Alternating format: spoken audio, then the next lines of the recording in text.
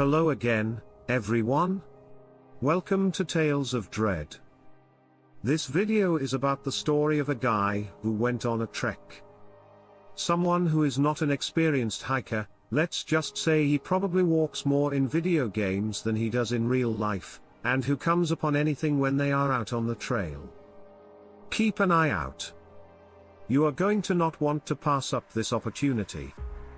If this is your first time visiting the channel, we ask that you kindly consider subscribing, clicking on the bell, giving the video a thumbs up, and recommending it to a friend. Now let's become creepy. I'm no explorer. I normally go further and play video games for longer periods of time than I do in real life. However, if you get used to the silence of the nearby ravine, it might become addictive. As soon as you pass the tree line of the forest, you will be able to hear the sound of pure water trickling over rocks and through branches that have been submerged. It was possible to hear the croaking of frogs in addition to the resonant sounds of birds that were located in the trees. However, this time I also heard the shouts of a guy, and these weren't sounds of pleasure or ecstasy, rather, they were cries of despair and rage. They initially became so weak that they were almost undetectable.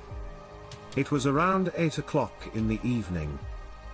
Yesterday, when I was sitting in one of my regular locations, I saw the sky turn from orange to red as the sun disappeared below the mountains under the cover of the rushing stream and the sounds generated by the wildlife. I had the impression that I could make out anything human from what I was hearing. I concentrated and held my breath as I tried to pick out individual components of the background noise, which included croaking frogs, buzzing insects, the sound of running water, the wind, and a guy screaming. When I turned in the direction that I thought it was most likely coming from, the shouting really began to ride the evening breeze as I went directly east. It faded in and out with the rest of the noises. I moved in the direction that I felt it was most likely coming from. I instantly slowed down as I thought about what I was doing, as whatever was generating this sound sobbed as if it was dying. I couldn't figure out what it was. My mind would be bothered if you went searching for trouble when it wasn't already hunting for you. On the other hand, as the frequency of the screams that made my skin crawl increased, my morbid curiosity eventually won out. I proceeded to go forward. As I made my way through the jungle, I came to a tiny clearing, and the shouts got more loud. A few minutes later, I hid myself behind some bushes at the edge of the clearing so that I could witness what was going on. The wails were emanating from the gaping lips of an elderly guy who was positioned in the center of the clearing. He was just wearing a pair of boxers that were tattered and seemed to have not been cleaned in a very long time. Other than that, he was naked. It was quite strange. He was covered with wrinkles and age spots all over his body. The thin skin that covered his skeleton created a disturbingly carved outline of his skeletal system. Even worse is the fact that there was nobody else in the area except from him. There were no trees or other vegetation in the area, with the exception of some common weeds. There were also no animals or other people there. I don't understand why this elderly guy was yelling so loudly or how he was still able to produce such noises. Either way, it baffles me. According to my estimation, he must be at least 70 years old. I kept a close eye on it.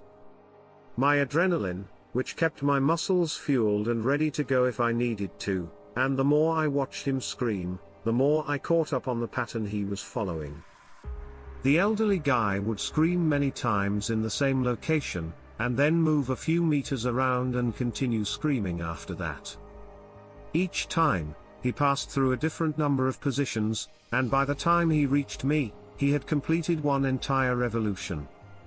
He did not seem to be in any immediate danger, which left me wondering what he could possibly be up to given the circumstances. I keep on watching the guy as he howls in response to the daylight turning into night. He let out another piercing scream, this time at the top of his lungs, before repositioning himself so that he could let out another. While he was doing so, he glanced up into the sky and prepared to take a breath, but he stopped immediately when he saw the moon. Before lowering his head again, his pupils dilated and his eyes widened in response to what he saw. In the blink of an eye, his whole body tensed up into a rigid position. In reaction to what you said, my heart began thumping quicker. The elderly guy began to look about the area in every direction, acting almost like a human version of a watchtower. Even though he had stopped screaming, his mouth remained wide the whole time. The guy remained still while swinging his head to the left by 90 degrees, then back to the center, then to the right by 90 degrees, and finally back to the center. He rotated his body 180 degrees and continued in the same manner.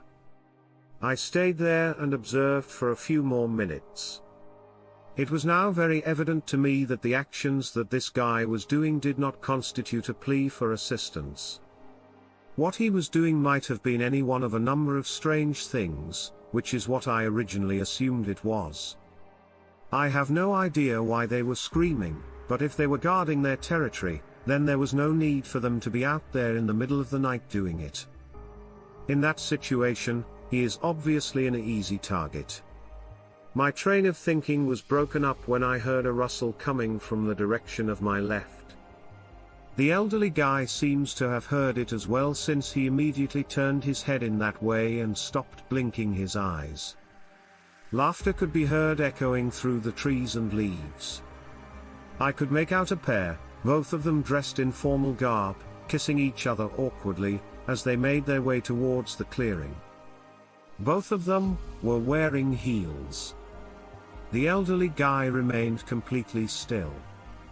They managed to trip over the tree line, but as they did, they fell on top of one another and instantly began disrobing without giving it a second thought. The elderly guy was extremely silent, yet his eyes conveyed a great deal of information. These two individuals were not permitted to be present. I tried to warn the pair, but I flinched and diverted my attention before the sound could be generated. The elderly guy began clacking what few teeth he had together like a chopping board. I tried to warn the couple, but I flinched, and diverted my focus before the sound could be made. After the lady saw him, she glanced up and began to scream, but the elderly guy had already made it across the clearing and was pouncing on them.